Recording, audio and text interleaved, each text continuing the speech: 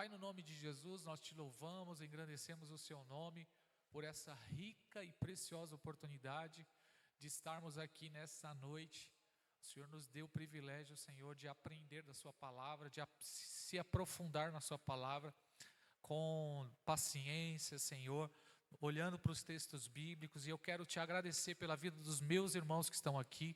Eu clamo ao Senhor pela tua bênção sobre nós. Eu peço ao Senhor que o Senhor venha nos dar espírito de sabedoria e revelação, que seja mais do que um estudo, que seja um tempo, Senhor, onde seremos tocados pela sua palavra de uma forma poderosa, Senhor. A sua palavra é como a chuva que cai, ela não volta vazia, é como a semente que é lançada na terra.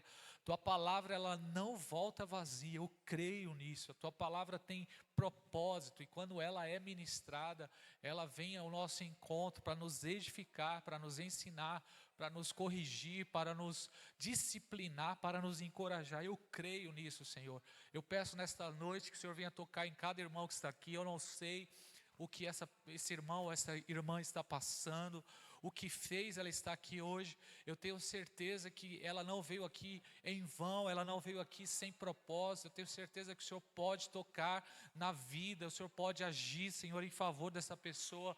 Eu creio nisso, Senhor. Enquanto estivermos aqui estudando a tua palavra, que o Senhor venha fazer aquilo que nós não podemos fazer. Enquanto estivermos aqui, Senhor, ouvindo mais, se dedicando a aprender da tua palavra, que o Senhor venha tocar em áreas na nossa vida que precisam ser tocadas, que o Senhor venha restaurar aquilo que precisa ser restaurado. Ó Deus, que o Senhor venha levantar o desanimado, aquele que está aflito, aquele que está, Senhor, com a sua mente cheia de coisas, Pai, por conta de trabalho, toda a correria do dia a dia. Mas eu peço que o Senhor venha com a sua paz, a shalom de Deus venha sobre nós, que a tua unção que despedaça o jugo venha sobre nós, que a tua presença venha sobre nós. Toque os lares que estão aqui, os pais de família, os casamentos, a vida dos nossos filhos, a nossa igreja, o nosso bairro. Nós colocamos diante do Senhor, que seja uma noite muito especial, em nome de Jesus, amém. Glória a Deus, queridos, pode sentar. Pega a sua Bíblia.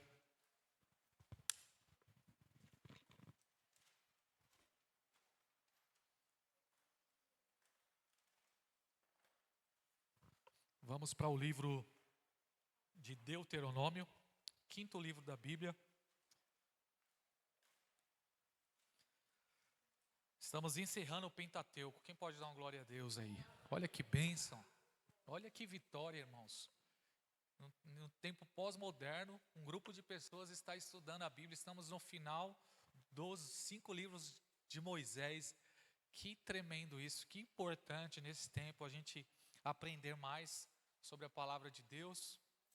E eu creio que tem sido abençoador para você, dado essa clareza sobre a palavra de Deus durante muitos anos na igreja, e muitas vezes a gente não para aprender sobre a Escritura, e tem sido abençoador, tem sido um tempo edificante estarmos aqui juntos. Quinto livro de Moisés, capítulo 1, Deuteronômio. Quero pedir para o meu amigo Hélito colocar a foto do mapa lá, só para a gente contextualizar, entender o que está acontecendo aqui. Aquele mapa lá, negão, coloca para mim, por favor. Livro do Gênesis, nós tratamos aqui, é o livro das origens.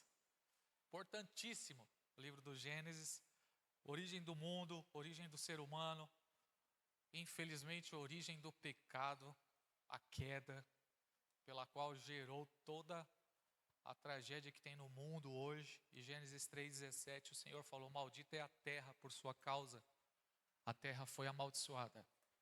Então tudo que você vê hoje de maldade na terra, inclusive rato, nós matamos um rato esses dias lá ao nosso derredor, essas pestes que existem, a origem disso é o pecado. Então nós descobrimos ali no livro do Gênesis a origem do pecado, a origem de toda a maldade. Mas também nós vemos no livro do Gênesis que Deus estabeleceu um plano de redenção, pela qual, através do Filho Jesus, o descendente de Abraão, todas as famílias da terra seriam abençoadas. Então o livro do Gênesis é importante para a gente compreender todo o propósito de Deus. Amém? Vocês estão aqui, gente? O livro do Gênesis é importantíssimo.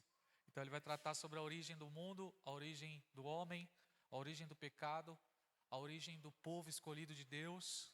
Está ali no livro do Gênesis. E é importante entender o começo para a gente entender o fim. Não dá para você compreender o propósito final se você não olhar para o começo, para o início da Escritura e entender como surgiu a história. Livro do Êxodo, ele trata sobre a saída do povo escolhido de Deus da escravidão do Egito, livro do Êxodo. Então é um livro que fala desse momento de libertação do povo. O capítulo importante é o capítulo 12 do livro do Êxodo, quando Deus estabelece a Páscoa, e é aquele momento em que, através do sangue do Cordeiro aspergido nos umbrais, a sentença de morte vem sobre o Egito, mas toda a casa que estava marcada pelo sangue foi livre. E ali então começa-se a jornada do povo de Israel da saída do Egito para a promessa da terra prometida. Tudo começa ali através desse chamado de Moisés e o povo é liberto. Livro de Levítico é o quê? Qual que é o livro de Levítico? O livro das leis vai tratar sobre as normas para poder se relacionar com Deus lá no tabernáculo. Lembramos que o livro do Êxodo termina com um tabernáculo montado ali no deserto, onde a glória de Deus veio sobre o deserto, e através do tabernáculo o povo tinha acesso, tinha relacionamento com Deus. E assim terminou o livro do Êxodo, e o livro de Levítico são as normas que Deus estabeleceu. Qual que é o capítulo principal do livro de Levítico? Capítulo 16, importante. É o dia da expiação, né? Uma vez ao ano, o sumo sacerdote ia até o santo lugar e aspergia ali no Santo dos Santos a marca do sangue sobre os umbrais ali, representando o perdão, e o povo tinha acesso então ao perdão e à comunhão com Deus através da santidade. E o livro de Números, que nós tratamos a semana passada,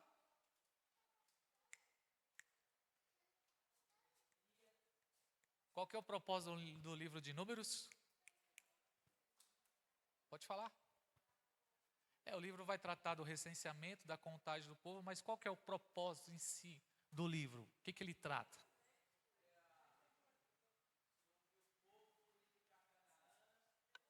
A passagem do povo no deserto. Então o livro de Números vai tratar todo esse momento que o povo de Israel sai do Egito. O primeiro ano foi ali Êxodo e Levítico. E a partir de Números, então o povo vai em direção à terra prometida. Está ali o mapa. E nós falamos muito a semana passada sobre esse trajeto do povo de Israel saindo do Egito, lembra? Eles saíram aqui do ponto 1, na terra de Gósen, no Egito. Aí eles atravessaram o mar se abriu, glória a Deus. Todo o trajeto do deserto do Sinai, aqui está o Monte Sinai, onde Deus se revelou a Moisés, onde Deus se revelou a Moisés e o povo descendo sobre o Monte Sinai, e aqui traz todo esse trajeto do povo. E o livro de Números vai nos revelar, segundo o que nós tratamos a semana passada, todo esse trajeto aqui seriam quilômetros, 500 a 600 quilômetros. Se fosse feito 35 quilômetros por dia em uma multidão de 2 milhões de pessoas, chega a quase um ano eles estariam na terra prometida, o mais tardar um ano na terra prometida. Quando você faz esse percurso viajando lá, a gente faz isso aqui É claro que tem algumas paradas, mas daqui, quando a gente sai da Península do Sinai até a terra de Canaã, ali, lá em cima, lá está Israel. Está vendo Canaã? Quem está vendo lá em cima? Quem está vendo, dá um sinal aí. Ponto 16, 17, 18 ali é tudo Israel, a terra prometida. Esse trajeto daqui para lá, 8 horas de ônibus. Ok, gente? 8 horas de ônibus. Mas o povo, segundo o texto que nós lemos no livro de Números, esse povo ficou 40 anos para chegar lá. O que aconteceu?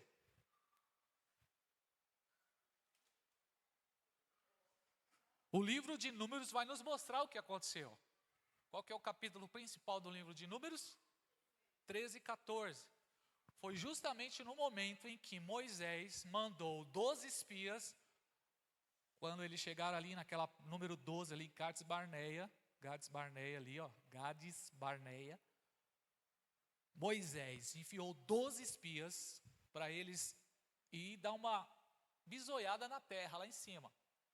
E eles entraram nessa terra e eles ficaram 40 dias espiando essa terra, analisando tudo que precisava para entender o contexto e trazer um relatório para o líder Moisés. Quando eles voltaram com esse relatório, o que aconteceu? Vamos lá, gente. Me ajuda a pregar aí. Me ajuda. Somente 2 foram favoráveis. Os outros 10 vieram com uma mentalidade derrotada, fracassada, de desistência. E esse relatório esses 10 homens, se espalhou, pastor André, por todo o arraial, todo o povo ficou contaminado com esse desânimo, com esse pessimismo. Então, o que acontece? 2 deles, quem são eles? Josué e Calebe. Lembrando que 12, por que foram 12? Um de cada tribo, são 12 tribos de Israel, então um de cada tribo, um representante de cada tribo. Somente 2 acreditaram na palavra de Deus, incentivaram o povo, disseram que a terra era boa de fato e que eles iriam conquistar aquela terra porque Deus prometeu. E aí, no livro de Números nós estudamos isso, o que aconteceu? Infelizmente, por conta da desobediência e da rebeldia desses 10 homens que se espalhou por todo o arraial, toda a comunidade de Israel, e infelizmente, Deus puniu esse povo e eles passaram então a ficar 40 anos rodando ali naquele pedacinho, esse pedaço todo aqui, ó. Voltando aqui, ó, esse pedaço aqui, ó. Eles ficaram 40 anos rodando, e Deus disse que seriam 40 anos por conta dos 40 dias que eles ficaram lá na terra e não receberam a promessa, infelizmente. E aí nós vamos ver em todo o livro de Números que Deus ele faz isso, existe todo um contexto que nós já falamos, eu não vou repetir aqui, mas um deles é que por conta dessa desobediência, nenhum deles ia entrar na terra prometida.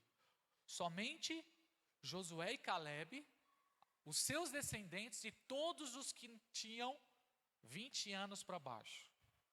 Todos aqueles que nasceram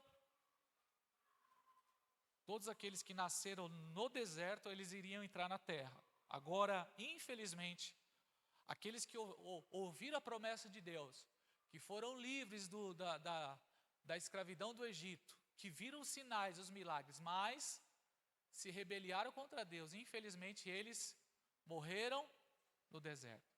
Inclusive, o próprio Moisés não pôde entrar na terra prometida. O próprio Moisés não pôde entrar na terra prometida. Vocês sabiam disso? Por que Moisés não pôde entrar na terra prometida? Alguém sabe?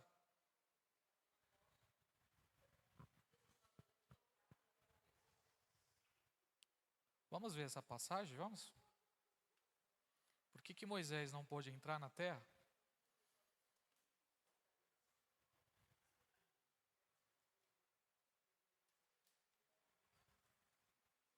Números capítulo 20. Para você entender Números capítulo 20, vamos em Êxodo capítulo 17 primeiro. Volta lá em Êxodo só um pouquinho.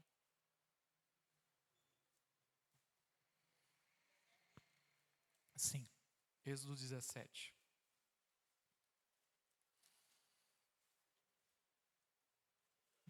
Do versículo 1 em diante. Eita, voz de trovão. Toda a comunidade de Israel partiu do deserto de Sim, andando de um lugar para outro, conforme a ordem do Senhor. Acamparam em Refidim, mas não havia água para beber. Por essa razão, queixaram-se a Moisés e exigiram: dê-nos água para beber. Ele respondeu: por que se queixam a mim? Por que põe o Senhor à prova? Mas o povo estava sedento e reclamou a Moisés: por que você nos tirou do Egito? Foi para matar de sede a nós, aos nossos filhos, aos nossos rebanhos? Então Moisés clamou ao Senhor: que farei com este povo? Então, estão a ponto de apedrejar-me. Respondeu-lhe o Senhor: passe à frente do povo, leve com você algumas das autoridades de Israel. Tenha na mão a vara com a qual você feriu o Nilo, e vá adiante. Eu estarei à sua espera no alto da rocha do monte Horebe. Bata na rocha, e dela sairá água para o povo beber. Assim fez Moisés, à vista das autoridades de Israel, e chamou aquele lugar Massá e Meribá, porque ali os israelitas reclamaram e puseram o Senhor à prova, dizendo: o Senhor está entre nós ou não? Ok. Essa primeira passagem, bem conhecida, o povo está com sede e o povo reclama, murmura, e Moisés vai lá, fala com Deus, e Deus deu uma ordem para ele ir até essa rocha. E o verso 6, qual foi a ordem de Deus? Qual foi a ordem de Deus aí? Bata na rocha. Bata na rocha, fere a rocha. Foi o que Moisés fez. Ele obedeceu a Deus. Feriu a rocha e o que aconteceu? Todo o contexto, saiu água, o povo matou a sede, glória a Deus, aleluia. O nome de Deus foi glorificado. Jesus é bom demais. Passou-se o tempo, agora entramos em Números. Vamos em Números capítulo 20.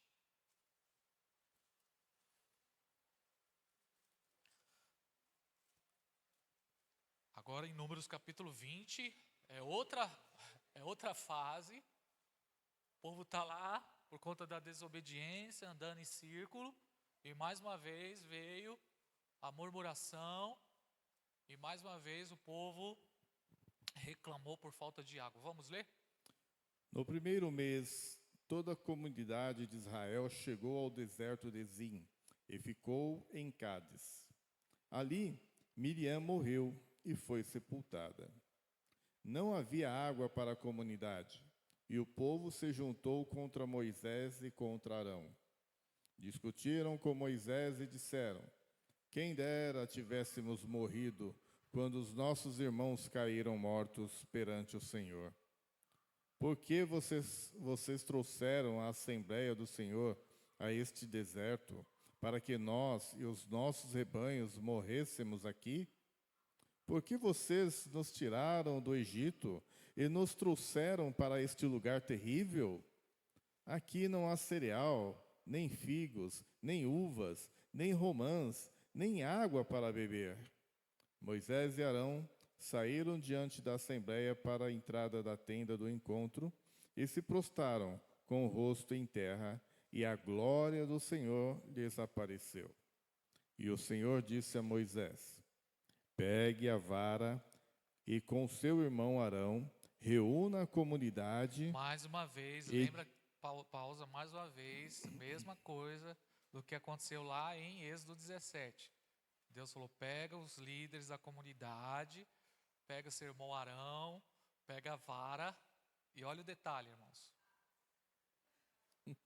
Continue, por favor, meu amigo. Pegue a vara e com seu irmão Arão, reúna a comunidade e diante desta, fale àquela rocha, e ela verterá água. Vocês tirarão água da rocha para a comunidade e os rebanhos beberem. Então Moisés pegou a vara que estava diante do Senhor e como lhe havia ordenado. Moisés e Arão reuniram a assembleia em frente à rocha. E disse Moisés: Escutem, rebeldes. Moisés aqui já está irado, né, irmãos? Será que teremos que tirar... Pausa aí, Moisés aqui já não está legal, o dia não está bem para ele. Estava bravo. Às vezes tem dia ruim na nossa vida, isso aqui é uma lição, irmãos. Às vezes tem dia ruim na nossa vida que a gente fala o que não é para falar e age que, da forma que não é para agir. Continuemos. Escutem, rebeldes. Será que teremos que tirar água desta rocha para dar a vocês? Então Moisés ergueu o braço e bateu na rocha 2 vezes com a vara. Jorrou água, e a comunidade e os rebanhos beberam. O Senhor, porém, disse a Moisés e Arão: Como vocês não confiaram em mim para honrar minha santidade à vista dos israelitas, vocês não conduzirão esta comunidade para a terra que dou a vocês. Essas foram as águas de Meribá, onde os israelitas discutiram com o Senhor e onde ele se manifestou a sua santidade entre eles. Irmãos, infelizmente, por conta dessa atitude de Moisés, só um detalhe, né? Mas eu vou te explicar a gravidade desse detalhe. Por que isso foi tão grave? Por que Deus agiu dessa forma com uma radicalidade em relação à atitude de Moisés? Lembrando que a gente está falando de um dos homens mais mansos da terra. Lembrando que a gente está falando daquele que viu Deus face a face.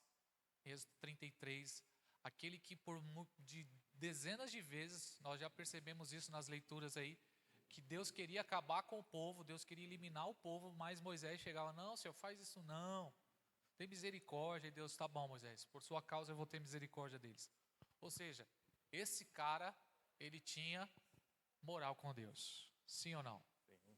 Ele era um homem que tinha um legado. Ele tinha, e tem até hoje. A história de Moisés é uma história fascinante. É um dos profetas mais respeitados que tem hoje, até os dias de hoje, Moisés.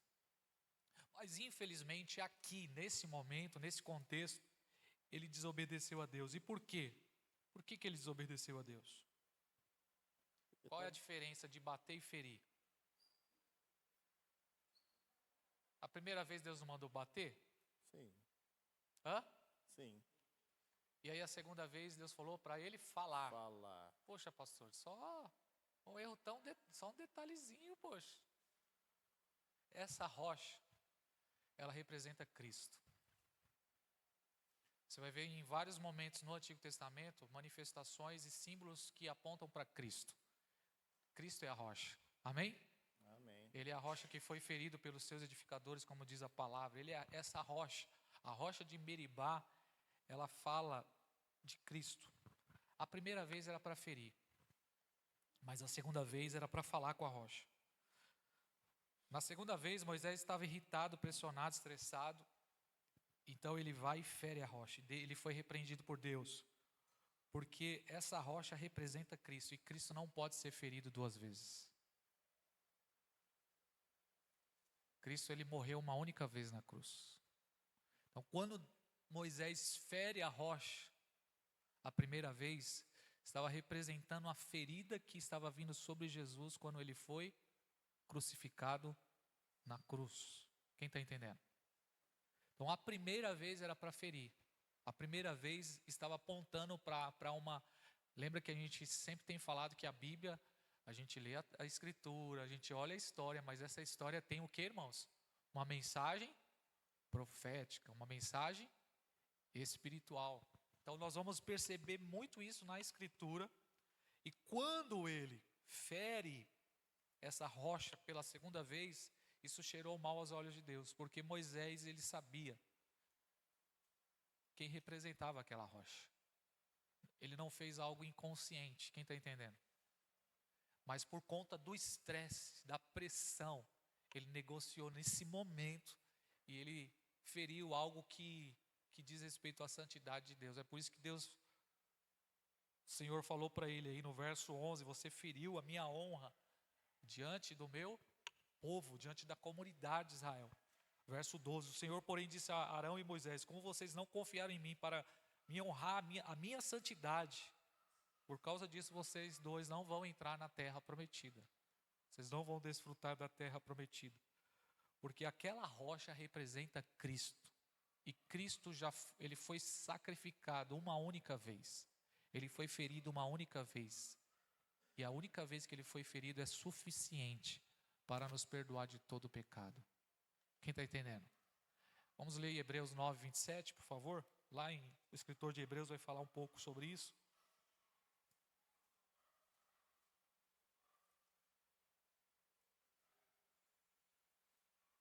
Hebreus 9, 27 e 28.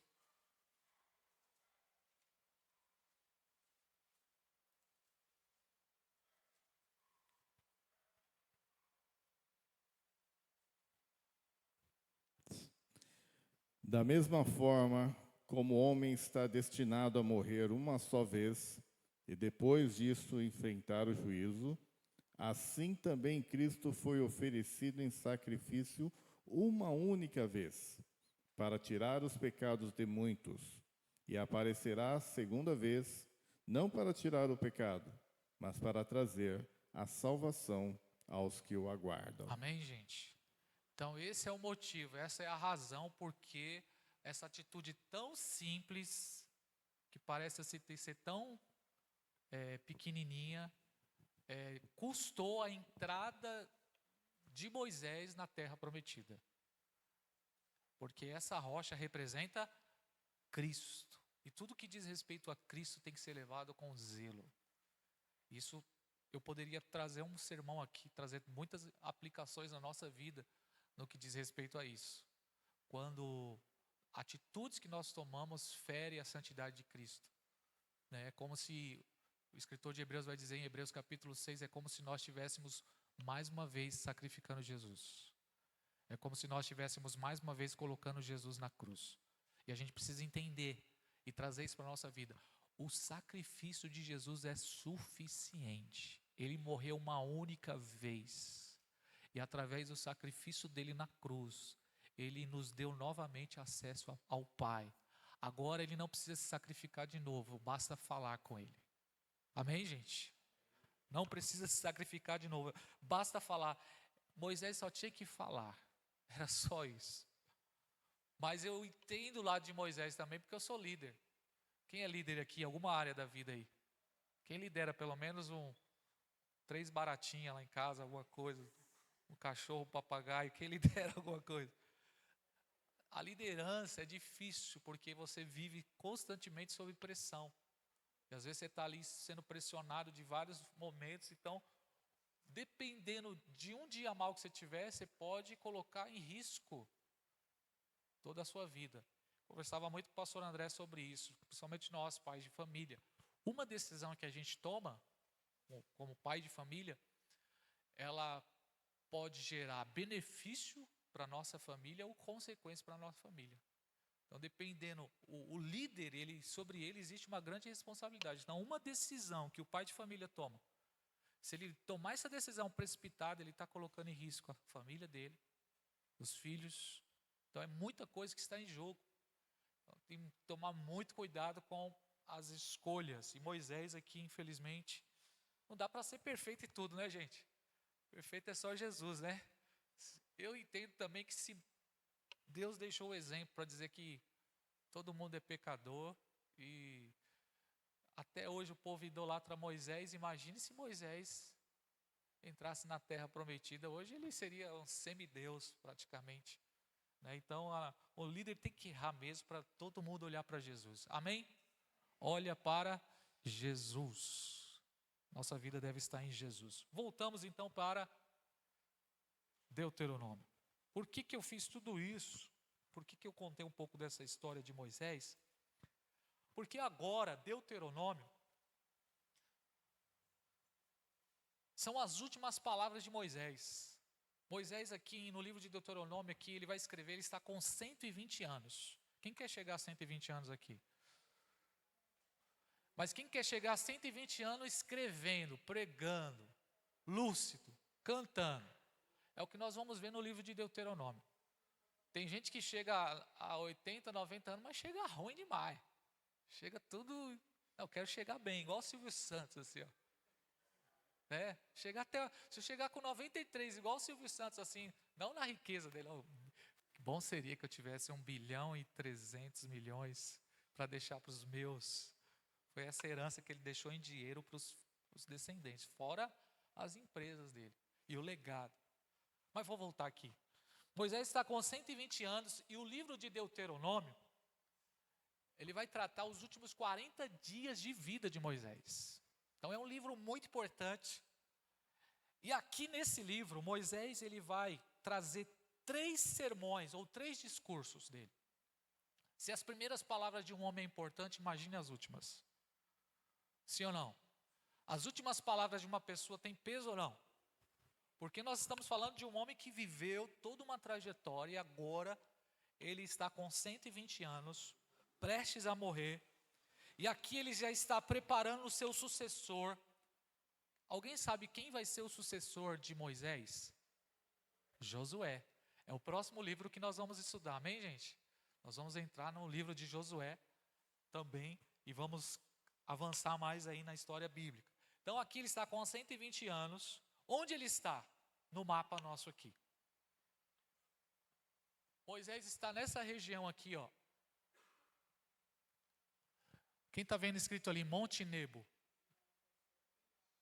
Lá em cima. Vocês não estão lendo, né? Vocês não conseguem ler daí. Com certeza, está certo. Se vocês lessem, vocês não seriam gente.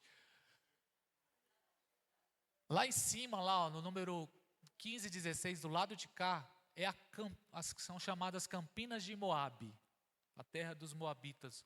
Hoje é a Jordânia, a região da Jordânia. Quando você visita Israel, você consegue ver a Jordânia do outro lado. Ali, aquele pedaço de rio ali é o Mar Salgado. Moisés e o povo agora está ali naquela região, prestes a entrar na terra prometida. A terra prometida está do lado de cá. Eles estão enxergando a terra prometida. Deus vai permitir Moisés, nós vamos ver isso no livro de Deuteronômio, Deus vai permitir Moisés subir na montanha do Monte Nebo ali, e ele vai ter uma visão panorâmica, Deus vai permitir. Ele pede isso para Deus. No final do livro você vai ver isso. Deus, deixa eu entrar, por favor. Não, Moisés, eu tenho outros planos para você. Já deu o que tinha que dar, você está trabalhando demais, né? 120 anos também, lutando. Não, eu tenho uma outra história contigo. Há quem diga que Moisés entrou na terra prometida.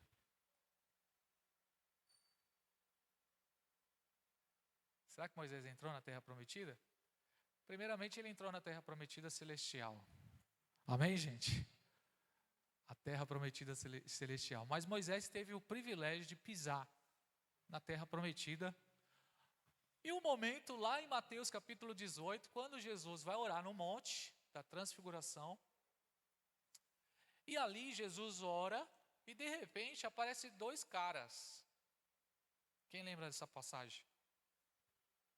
Quem lembra dessa passagem, gente? 2 caras que aparecem ali, aí Pedro, Tiago e João estavam dormindo e acordou e viu os caras conversando com Jesus. Depois você lê isso em Mateus 18. E ali tem um representante da lei, que é o profeta Moisés, e o representante dos profetas, que é Elias. Os 2 maiores profetas do Antigo Testamento. Aí tem um momento com Jesus, ou seja, ele chegou a pisar na terra. Deus permitiu ele pisar na terra ali. E aí o Pedro ficou animado. Quem lembra dessa passagem? Levanta a mão aí, gente. Não é heresia não, tá bom? Isso aí está na Bíblia. E aí o Pedro fala, vamos fazer aqui uma tenda para Moisés e Elias e vamos ficar por aqui. Só que foi algo muito rápido, era uma manifestação do reino vindouro, do Cristo glorificado, de como será na vinda do Senhor.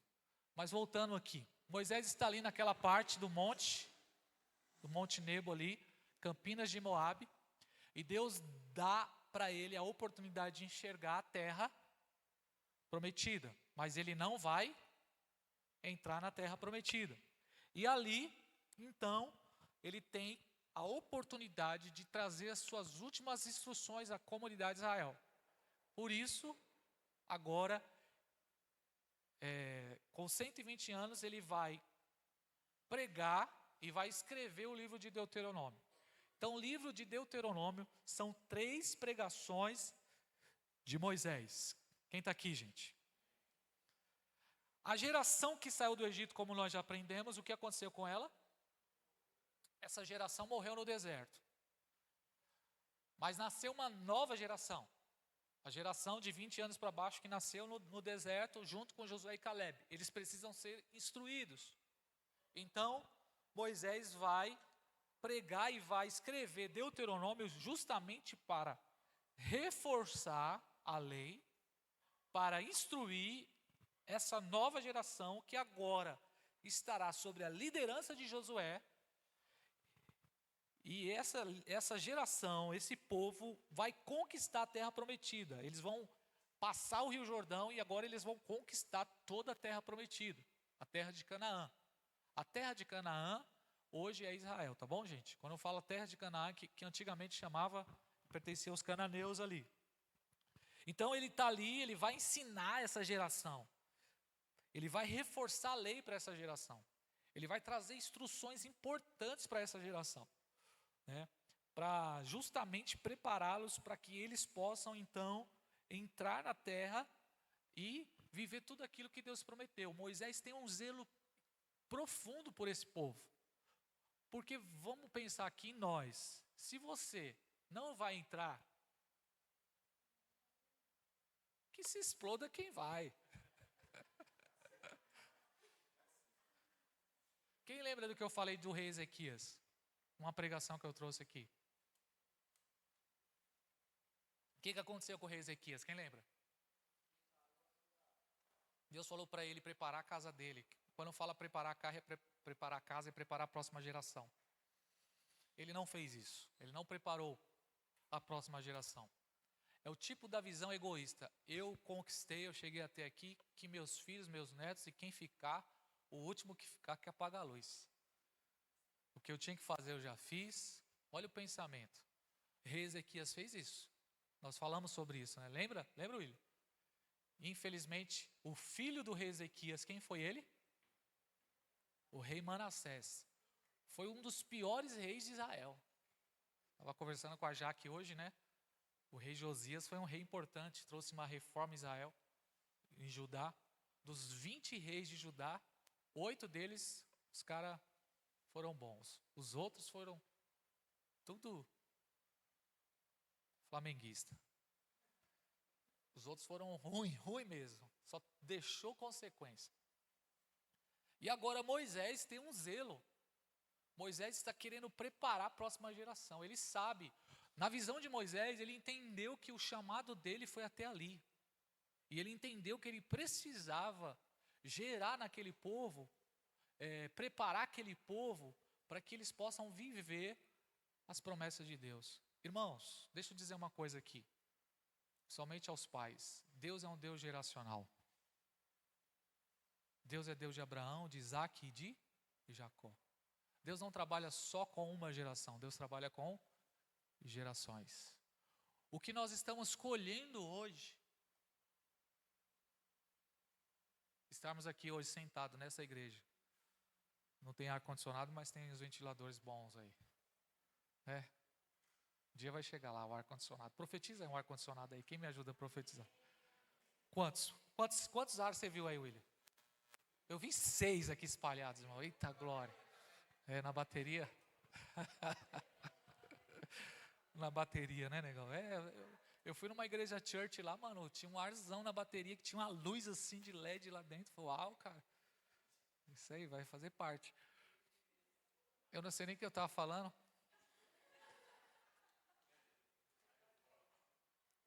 Vamos lá, me ajuda aí. Esse aqui é problema TDAH, não é? Será que é TDAH já? De geração, né? Mas por que eu falei de ar-condicionado? Assim, peguei. Você só está sentado aqui hoje porque Moisés pagou o preço. Porque outros irmãos pagaram o preço. Porque outros irmãos foram fiéis no seu chamado. Então hoje você está sentado aqui. Hoje você tem o Espírito Santo. Hoje você tem as bênçãos de Deus sobre você. Por quê? Porque outros irmãos pagaram o preço. Moisés representa esse homem que vai passar o bastão. Ele deixou ali, ele preparou alguém para ficar no lugar dele. E ele está agora instruindo o povo, para que esse povo tenha todas as instruções para viver a promessa de Deus. Então nós, como pais, nós temos essa responsabilidade de preparar os nossos filhos. Nós estamos em uma corrida de revezamento. Nós precisamos estar preparando a próxima geração. Nós precisamos deixar legado. É isso que nós estamos aqui fazendo, deixar o legado, continuar a jornada. É isso que Moisés faz. Então eu vejo um homem zeloso aqui. Não vai dar tempo de tratar todos os detalhes do livro de Deuteronômio, mas nós vamos tratar alguns aqui importantes. Você vai ver como esse livro é sensacional. Até então o livro de Números era o meu favorito, mas agora eu já estou namorando mais o livro de Deuteronômio. Já fiquei apaixonado por esse livro aqui, né? Importante. Então, o que ele vai fazer? Um resumo geral. 3 sermões. O primeiro sermão, ele vai relembrar o que Deus fez por Israel desde a saída do Egito e os 40 anos do deserto. Então, esse é o primeiro sermão. O segundo sermão, ele vai tratar, reforçando a lei, o que já foi escrito no livro de Êxodo, no livro de Levítico e no livro de Números. Então ele vai reforçar a lei. O terceiro sermão dele vai apresentar as bênçãos de Deus e as recompensas de você viver na obediência, e ele também vai apresentar as maldições para aqueles que vão desobedecer. Então o terceiro, ele vai apresentar as bênçãos, que é a recompensa da obediência e a consequência também da rebeldia. Então nós vamos ver isso em todo o livro. São 3 sermões. É um dos livros mais citados pelos outros livros da Bíblia. Os profetas, os reis, vão citar o livro de Deuteronômio. O próprio Senhor Jesus, ele vai citar o livro de Deuteronômio. Ele cita a lei do livro de Deuteronômio. Ele vai citar os 2 principais mandamentos, que é amar a Deus e amar o próximo. Jesus, ele cita o quê? Ele declara Deuteronômio. Quando Jesus está lá no deserto para ser tentado pelo diabo em Mateus 4, a Escritura vai dizer que Jesus vence Satanás. E ele vence Satanás como? Com a palavra, declarando: está escrito. As 3 declarações de Jesus ali, ou as 3 ou 4 declarações de Jesus, está escrito. Jesus está citando Deuteronômio. Olha como esse livro é importante. Existe uma profecia poderosa sobre Jesus em Deuteronômio, e eu quero ler com você. Está em Deuteronômio capítulo 18, verso 15 e 18. 15 e 18, tá bom, Haroldo? O Senhor, o seu Deus, levantará no meio dos seus próprios irmãos um profeta como eu. Ouça-no. Verso 18. Levantarei do meio dos seus irmãos um profeta como você. Porei minhas palavras na sua boca, e ele dirá a vocês tudo o que eu lhe ordenar. Deus está usando a boca do profeta Moisés para profetizar sobre um profeta maior. Quem é esse profeta? Jesus, Messias. Os judeus ainda não entendem que Jesus é o Messias. Mas nós, os cristãos, reconhecemos que essa profecia diz respeito a Jesus. Amém? Esse profeta veio, Jesus Cristo, um profeta maior. Então esse texto aqui é uma profecia sobre Jesus. Anota aí, profecia messiânica, vai falar sobre Jesus. Então vamos a algumas lições básicas desse livro. Eu separei aqui 15 lições básicas do livro de Deuteronômio. Nós não vamos aprender as 15, fica em paz, tá bom? Hoje nós vamos pegar algumas delas, 9h30 a gente termina. E aí a semana que vem a gente vai aprender mais. Mas são lições importantes que servem para nós hoje, os princípios que servem para nós hoje desse livro. Agora, antes de falar das lições, o que significa Deuteronômio? Alguém sabe o significado?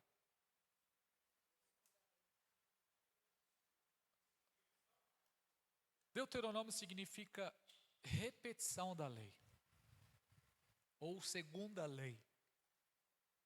Por isso, é justamente isso que ele faz, é esse reforço da lei. Ele está repetindo. A prática de Moisés é que todo pregador precisa repetir e repetir muito. Sabia disso? O que o pastor faz todo domingo aqui, irmãos? É repetir, irmãos. A gente tem que repetir e repetir sempre. Falar os mesmos pontos. Às vezes a gente fala de um jeito diferente, mas é repetir.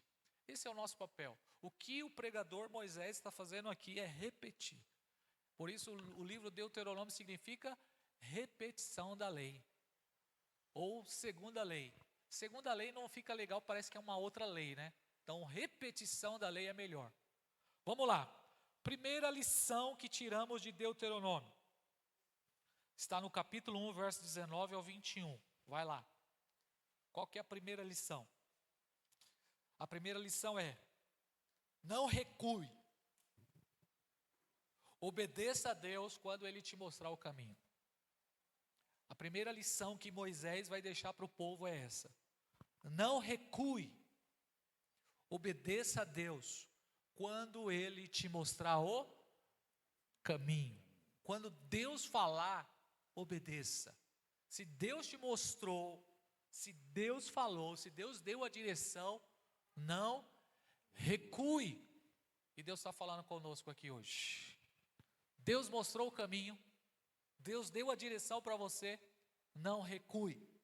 Obedeça aquilo que Deus falou. Vamos ler verso 19 ao 21. Capítulo 1, 19 a 21. Depois, conforme o Senhor, o nosso Deus, nos tinha ordenado, partimos para Horebe e fomos para a serra dos amorreus, passando por todo aquele imenso e terrível deserto que vocês viram. E assim chegamos a Cádiz Barneia. Então eu disse a vocês: vocês chegaram à terra dos amorreus, a qual o Senhor, o nosso Deus, nos dá. Vejam, o Senhor, o seu Deus, põe diante de vocês essa terra. Entre na terra e tomem posse dela, conforme o Senhor, o Deus dos seus antepassados, disse a vocês. Não tenham medo, nem desanimem. Amém. Deus está dizendo para nós hoje também, irmãos, porque podemos aplicar agora para nós essa palavra. Vejam, o Senhor teu Deus pôs diante de você essa terra. Deus falou para você fazer. Tome posse. Siga em frente. Não recue. Não tenha medo. Não desanime. Não vamos fazer como aqueles lá de Números 14. Deus havia dito: tome posse da terra. A terra é de vocês.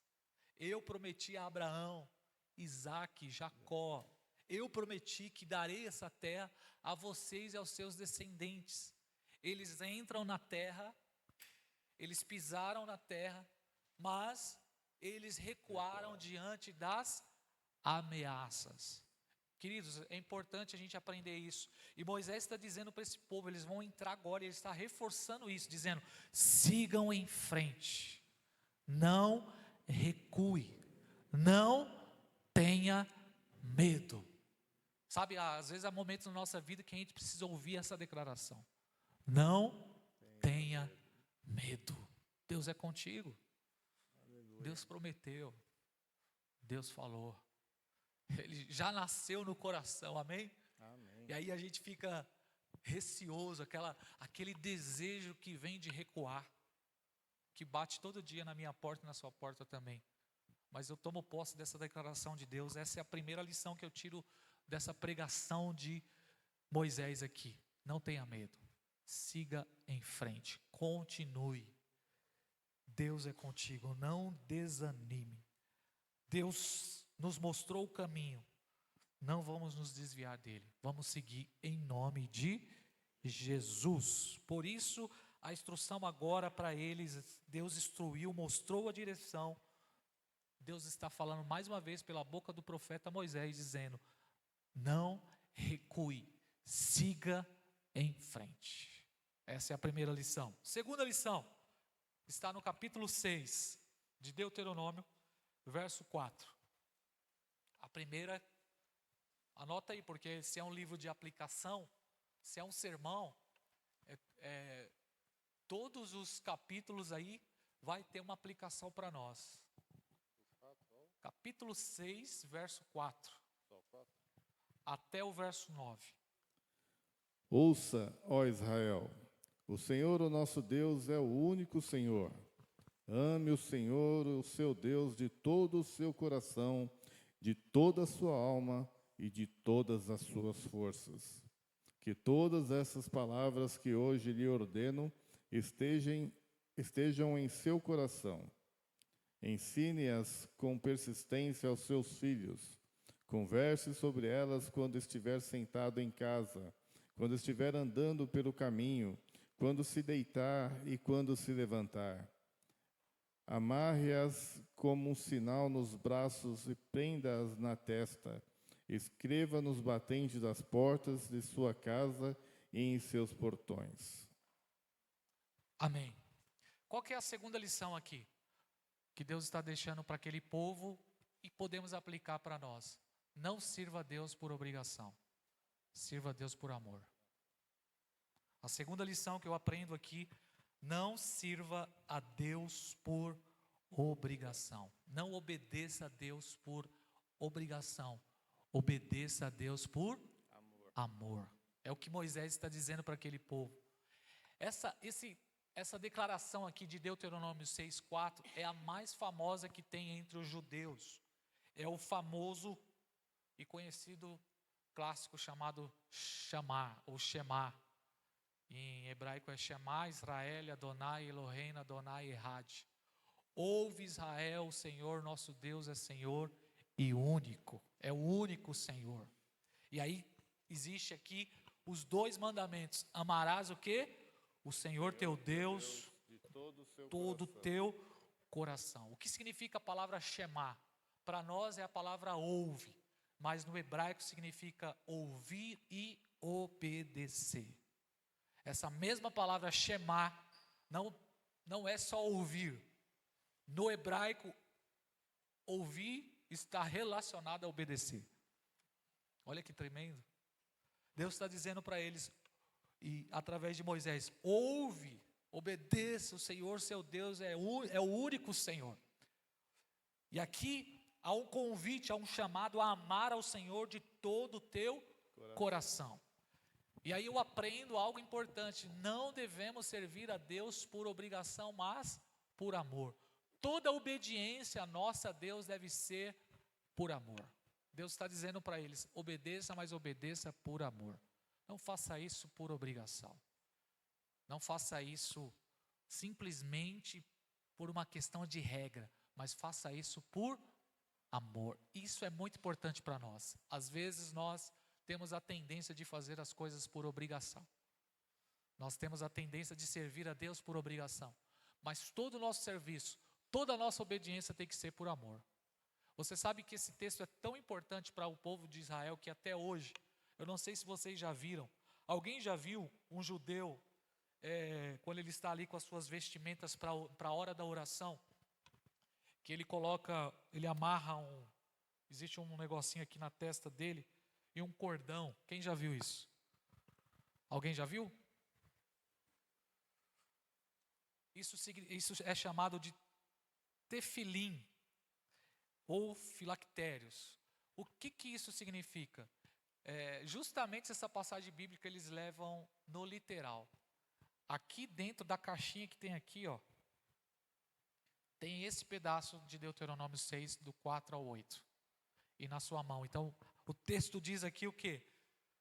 Ensine com persistência aos seus filhos sobre elas quando estiver sentado, quando estiver andando no caminho, quando deitar, quando levantar. Amarre-o como sinal nos braços e prenda onde?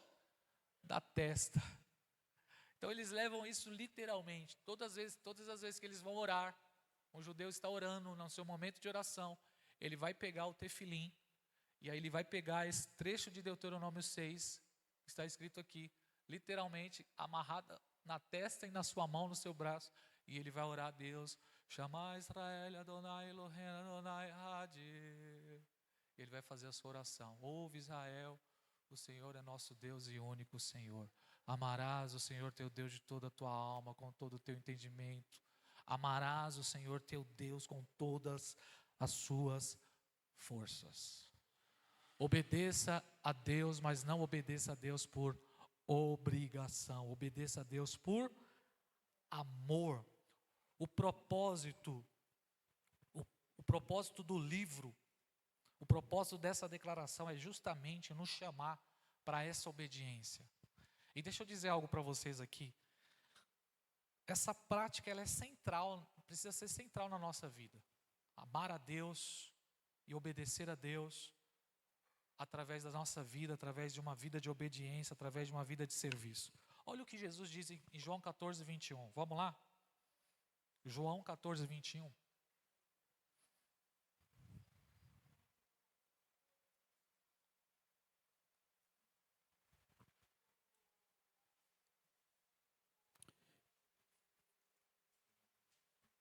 Pode ler, João 14, 21.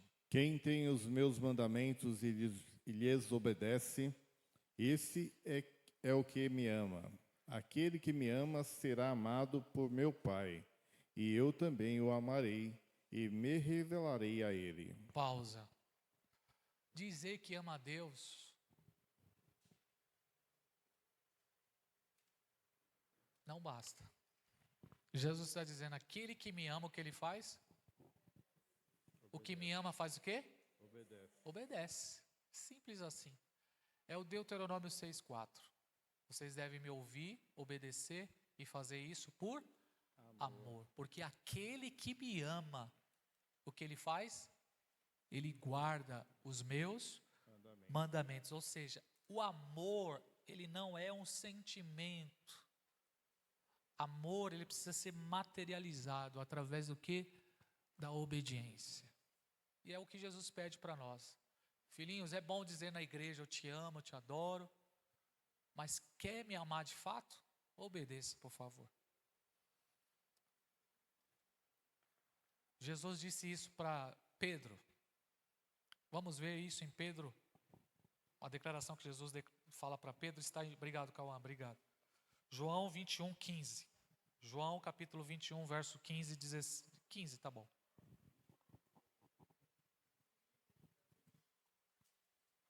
Depois de comerem, Jesus perguntou a Simão Pedro: Simão, filho de João, você me ama mais do que estes?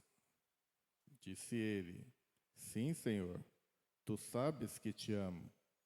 Jesus disse: Cuide dos meus cordeiros. Novamente Jesus disse: Tá bom. Simples assim. Deu para entender ou quer que desenhe?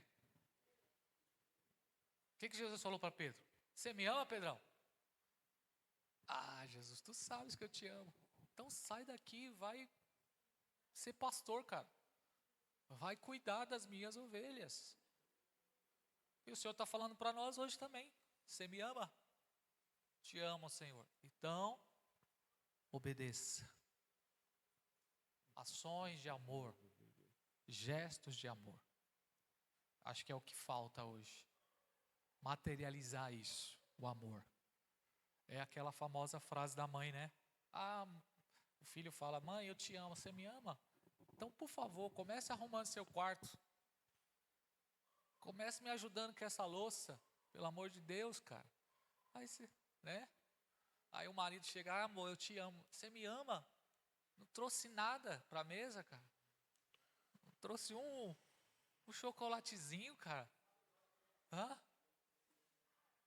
Quem está entendendo? O amor precisa ser demonstrado, gente.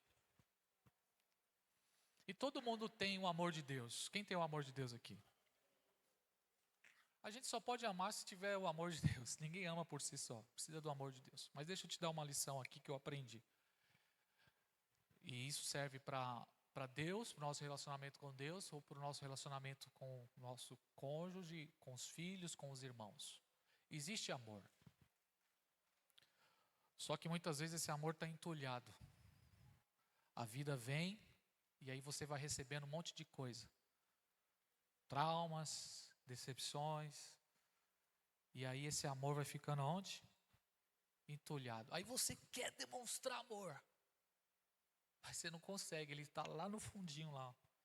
Cheio de rancor, mágoa, ira. Aí você não consegue. Aí você ama. Tem amor. Eu sei que tem amor aí dentro. Está lá no fundinho, está lá em algum lugar, tem amor aí. Sim ou não, gente? Tem amor ou não tem? Tem amor, cara. Quando o amor de Deus foi derramado, Paulo fala, o amor de Deus foi derramado em nossos corações. Mas, à medida que vamos caminhando na vida, a gente vai trazendo um monte de coisa, a correria do dia a dia, um monte de coisa vem. E aí na hora de demonstrar o amor por Deus, pelos nossos irmãos, pelo familiar nosso, pelos irmãos da igreja e pelos de fora, quando é para demonstrar o amor de Deus, a gente não consegue. Eu estou sendo toda hora maltratado, assim, maltratado não é a palavra não, mas eu estou sendo ferido pelo Espírito Santo toda hora. Por quê? Porque eu não sei o que está acontecendo, mas tem muita gente nos faróis pedindo coisa, irmão. Eu acho que esse governo trouxe isso, aumentou. Para onde você vai tem gente pedindo coisa no farol, não sei se o pessoal que está na rua aí, não sei se vocês têm percebido isso, aumentou o número de gente pedindo as coisas do farol e vendendo alguma coisa também. E aí toda vez que eu digo não, irmão, é uma paulada que eu levo do Espírito Santo. Eu tenho condições de dar R$2, cara. Eu tenho condições de fazer alguma coisa. E aí eu costumo andar sempre com um monte de livro no carro, né? Ou as moedinhas, na hora que alguém me pede alguma coisa, é uma estratégia de evangelizar. Eu já falo de Jesus para eles, a Maria está aqui ou está lá em cima? A Maria sabe disso. Ó, aí eu vou evangelizar, já fico ali um bom tempo. Esses dias eu peguei um rapaz e ajudei ele. Aí eu falei, ô varão, volta para a igreja. Ele falou, mano, eu estou desviadão, mano. Ele falou assim para mim, eu estou desviadão, mano. Eu já estou mal tempão aí, eu sei disso, eu sei, eu fui criado na igreja, mal jeitão falando comigo, né? Pô, fui batizado nas águas, tal. Falei, então volta, varão, volta para Jesus. Mano, Deus, aí ele começou a contar o testemunho dele. Mano, Deus usou, você não tem ideia que Deus usou, mano. Eu estava lá na Cracolândia, lá, estava 25 dias sem tomar banho, já tinha desistido de tudo. E Deus, aí na hora que eu fui lá, mano, para pegar o bagulho, aí ele foi contando a história. E Deus usou o cara para falar comigo que ali não era meu lugar, mano. Falei, então, Deus está usando aí, rapaz. E aí o farol e o pessoal começou a buzinar, não deu para terminar a história. O pessoal começou a buzinar atrás, está coceira ali.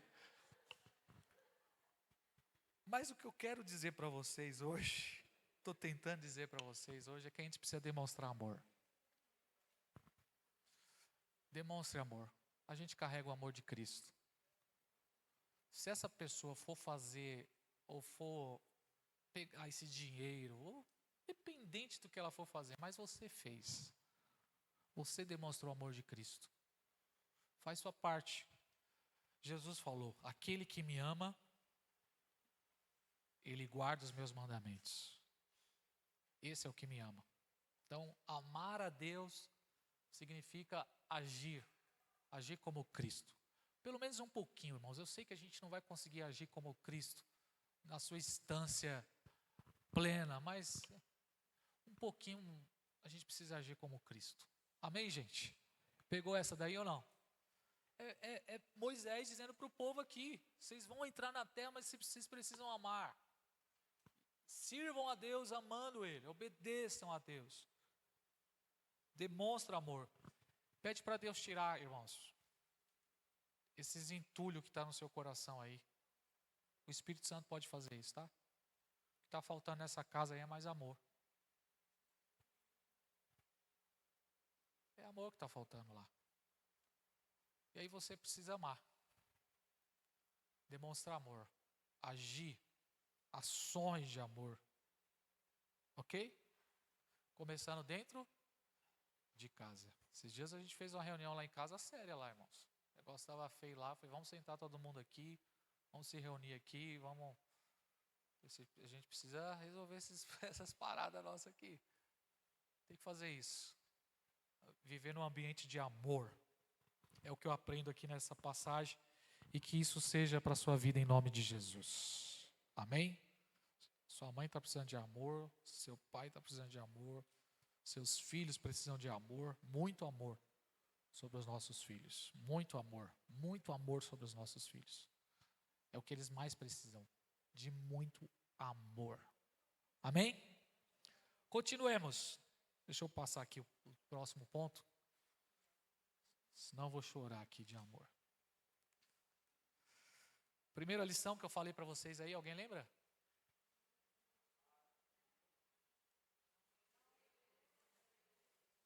Não recue, obedeça a Deus, siga em frente. Segunda lição, não sirva a Deus por obrigação. Deuteronômio 6.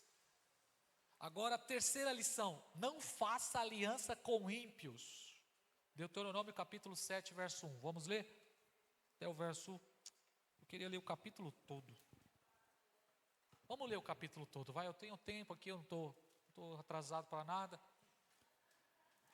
Quando o Senhor, o seu Deus, os fizer entrar na terra para a qual vocês estão indo, para dela tomarem posse, ele expulsará de diante de vocês muitas nações: os hititas, os girgazeus, os amorreus, os cananeus, os ferezeus, os heveus, os jebuseus. São 7 nações maiores e mais fortes do que vocês. E quando o Senhor, o seu Deus, as tiver dado a vocês, e vocês as tiverem derrotado, então vocês as destruirão totalmente. Não façam com elas tratado algum, e não tenham piedade delas. Não se casem com pessoas de lá. Não deem suas filhas aos filhos delas, nem tomem as filhas delas para os seus filhos, pois elas desviariam seus filhos de seguir-me para servir a outros deuses. Por causa disso, a ira do Senhor se acenderia contra vocês, e rapidamente os destruiria. Assim vocês trarão essas nações, derrubem os seus altares, quebrem as suas colunas sagradas, cortem os seus postes sagrados e queimem os seus ídolos, pois vocês são um povo santo para o Senhor, o seu Deus. O Senhor, o seu Deus, os escolheu dentre todos os povos da face da terra, para ser o seu povo, o seu tesouro pessoal. Tá bom, até aí tá ótimo. Já deu para entender. Deus está falando para esse povo. Não quero que vocês façam aliança com ímpio. Não façam aliança com ímpio. Isso é um princípio para nós, meus irmãos. Presta atenção. Que Deus está falando para nós aqui através dessa pregação de Moisés. Vocês vão prosperar, vocês vão avançar, vocês vão conquistar, mas não faça aliança com ímpios. Não quero que vocês se misturem com essa gentalha. Não quero. Por que Deus está falando isso para esse povo? Essas nações que vivem ali na região, esses cananeus, efeus, jebuseus, dos zeus ali, todo esse povo, gente, esse povo é terrível. Esse povo aí não é gente boa não, para não falar outras coisas. E Deus sabe disso, Deus conhece. Então Deus não quer que o povo dele se misture. Ele diz aí no versículo 6, vocês são um povo santo. Vocês são meu tesouro pessoal. Então, por favor não tem nenhum por favor aqui. Deus está falando assim, não quero de hipótese nenhuma que você faça aliança com o ímpio. Então isso aqui é um princípio para nós. Cuidado com as alianças que a gente está fazendo. O tipo de amizade que a gente tem, de conselho que a gente ouve, de quem a gente está ouvindo. Quem está entendendo? A pessoa não tem princípio nenhum, não tem moral nenhuma, não tem uma história. E aí você se abre para essa pessoa, você pede conselho para ela não ama a família, ela não é fiel a Deus, ela não é honesta, aí você está ali, só se entregando e fazendo. Quem lembra do que foi falado sobre julgo desigual? A Bíblia fala sobre o julgo desigual. Então, é um conselho importante aqui para esse povo. Vocês vão entrar na terra, mas não faça aliança com o ímpio. Salmo 1, o que diz o Salmo 1? Bem-aventurado o varão que não anda segundo o conselho dos ímpios, não se detém no caminho dos, não se assenta na roda dos. Deus coloca os homens de Deus lá na política, e precisa de homens de Deus lá, precisa de pessoas de caráter honesto, mas os cabras ruins entram lá e faz aliança com os caras, se rende ao sistema, e aí daqui a pouco está lá no mesmo patotinha. Você está no seu trabalho, o pessoal lá tudo tranqueira, o pessoal não tem compromisso nenhum, fala mal da empresa, é desonesto, está roubando o patrão, sai ali do trabalho, quer ir para balada, e aí você faz aliança, você se deixa levar pelo clima ali, pelo pessoal. Você está na faculdade, aí todo mundo, aí você está na escola, não faça aliança. Você é escolhido, você é de Deus, você carrega a presença de Deus, você tem princípio, você tem a presença do Senhor na sua vida. Então você não vai fazer aliança não. Você está na sua casa, aí está lá, vai receber um grupo de amigos, entre aspas, né? Só que aquela galera que só quer saber do churrasco e da bebida, e só quer saber de falar de todo mundo, de meter o pau de bagunça, e você está lá recebendo e pagando ainda churrasco e cerveja. Quem está entendendo? Quem está entendendo? Então, muito cuidado com quem você anda. Tá bom, gente? Cuidado com quem você anda. É perigoso demais isso aí, gente. Então, tem que saber distinguir, saber fazer diferenciar as pessoas. Você sabe que essa pessoa vai te prejudicar. Você sabe que essa pessoa está te levando para se afastar de Deus. Então você tem que tomar cuidado, é hora de cortar. Você tem que criar limites. Quem está entendendo? Colocar uma cerca elétrica. Não pode deixar entrar. Até aqui pode. Eu não estou dizendo que não é para se relacionar, não é para ser cordial, respeitar as pessoas, abençoar quem você puder abençoar. Esse é o nosso papel. Mas Deus está dizendo para o povo, não faça aliança, cara. Você não é dessa patotinha, você é outra área, você é meu, você é escolhido. Seja fiel a Deus. Quarto, para a gente encerrar aqui hoje, Deuteronômio capítulo 8, verso 11 em diante. Quarto princípio que Moisés está deixando para o povo é: não se esqueça de Deus quando fores abençoado. Não se esqueça de Deus quando fores abençoado. Vamos ler? Deuteronômio capítulo 8. Vamos ler um pouquinho aí, vamos indo aí. 8 do 11 em diante, vai lá. Tenham cuidado de não se esquecer do Senhor, o seu Deus, deixando de obedecer aos seus mandamentos, as suas ordenanças e os seus decretos que hoje ordeno a vocês. Não aconteça que depois de terem comido até ficarem satisfeitos, de terem construído boas casas e nelas morado, de aumentarem os seus rebanhos, a sua prata e o seu ouro e todos os seus bens, o seu coração fique orgulhoso e vocês se esqueçam do Senhor, o seu Deus, que os tirou do Egito, da terra da escravidão. Ele os conduziu pelo imenso e pavoroso deserto, por aquela terra seca e sem água, de serpentes e escorpiões venenosos. Ele tirou da água da rocha para vocês, ele tirou água da rocha para vocês e os sustentou no deserto, com o maná que os seus antepassados não conheciam, para humilhá-los e prová-los, a fim de que tudo fosse bem com vocês. Não digam, pois, em seu coração: a minha capacidade e a força das minhas mãos ajuntaram para mim toda esta riqueza. Mas lembre-se do Senhor, o seu Deus, pois é Ele que dá a vocês a capacidade de produzir riqueza, confirmando a aliança que jurou aos seus antepassados, conforme hoje se vê. 19, só para encerrar aqui. Mas se vocês se esquecerem do Senhor, o seu Deus, e seguirem outros deuses, prestando-lhes culto e curvando-se diante deles, asseguro-lhes hoje que vocês serão destruídos. Por não obedecerem ao Senhor, o seu Deus, vocês serão destruídos, como foram as outras nações que o Senhor destruiu perante vocês. É muito forte esse texto aqui, sim ou não, irmãos? Eu tomei posse do verso 18 aqui, ó.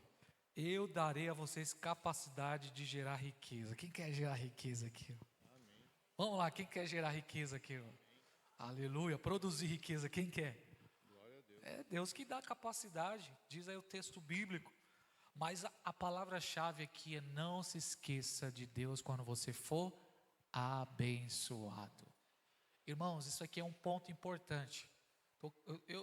A gente como pastor, o pastor André está aqui 20 anos, a gente já atendeu muita gente aqui na nossa caminhada.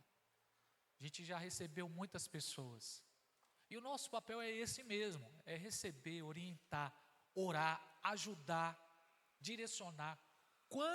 Irmãos, quantas pessoas eu já vi nessa minha trajetória aqui de pastoreio, de que entrou aqui, ou em algum momento fez parte do nosso relacionamento, foi abençoado por Deus, mas Deus mesmo bradou, Deus realizou milagre.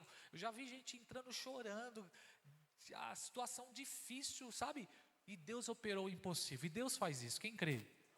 Deus faz isso, e a pessoa é abençoada, é orientada, é direcionada, Deus abre as portas, Deus rompe, Deus realizou o sonho, só que a pessoa se esquece de Deus. Bastou algum tempinho, bastou só uma situaçãozinha assim para afrouxar, para ir embora. Não, agora eu vou viver minha vida, já fui abençoado. Olha o princípio bíblico aqui para nós. Deus está dizendo para a nação: vocês vão prosperar nessa terra, vocês vão ser abençoados. E Deus está dizendo: quando vocês construírem as casas, quando aumentar, Deus não está dizendo que talvez vai aumentar. Deus está afirmando: vai aumentar o rebanho de vocês. Vocês vão ter prata e ouro. O texto está dizendo aí: vocês vão ter o quê? Prata e ouro. Vocês vão ter coisas, vocês vão prosperar, todos os bens de vocês aí. Aí o verso 14: mas não se orgulhe, não bata no peito dizendo: foi com a minha força, eu sou o cara. Entendeu? Senão vai acontecer o que aconteceu com a Deolaine lá. Deolaine Bezerra lá. Que tragédia aquela menina, hein, meu? Que Deus alcance ela, que ela se arrependa dos maus caminhos, mas a casa caiu, e caiu feio, irmão. É dinheiro ilícito, corrupto, lavagem de dinheiro, destruindo a vida de muita gente. Espero que a justiça do país possa ser válida não só para ela, mas para todas as pessoas.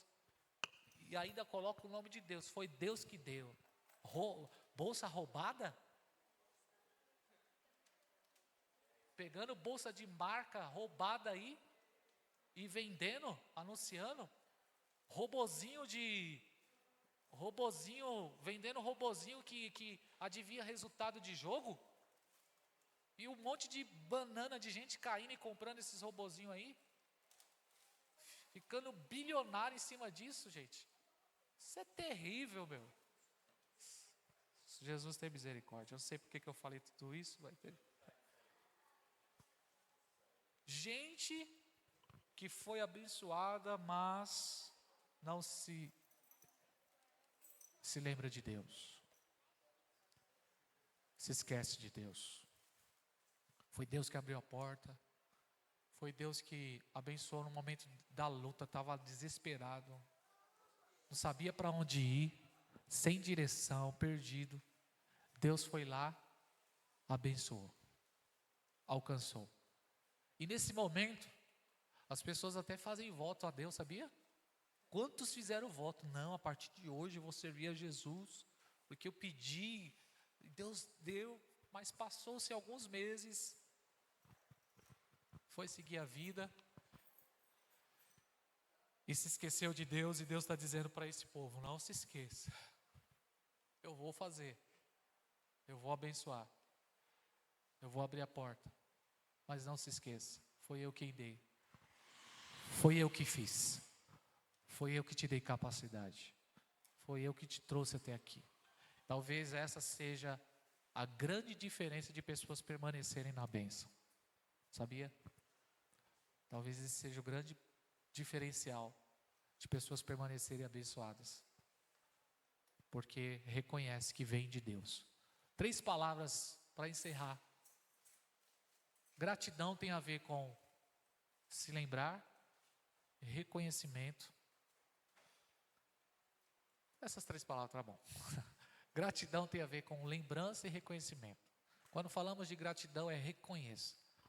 Você pode reconhecer alguém que te abençoou, te direcionou.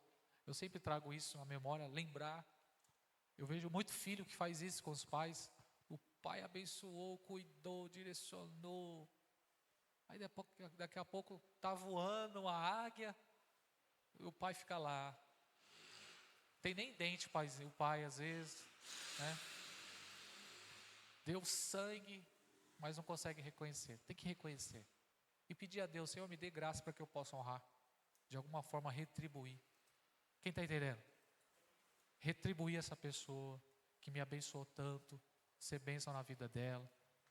E dessa forma você possa também desfrutar das bênçãos de Deus em nome de Jesus. Fica de pé, vamos encerrar.